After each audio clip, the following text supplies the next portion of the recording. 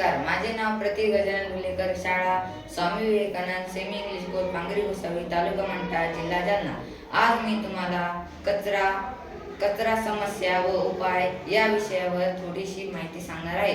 कचऱ्यापासून होणाऱ्या समस्या: प्रदूषण, योग्य कचरा व्यवस्थापनामुळे वायू प्रदूषण होते व जल प्रदूषण निर्माण होते व मानवी आरोग्याला धोका होतो। उपाय: ओला कचरा व सुका कचरा वेगवेगळा करणे, ओल्या कचऱ्याचा वापर कंपोस्ट खतात करणे व नैसर्गिकरित्या आपल्या शेतीत त्याचा वापर करणे व सरकारांनी व्यवस्थित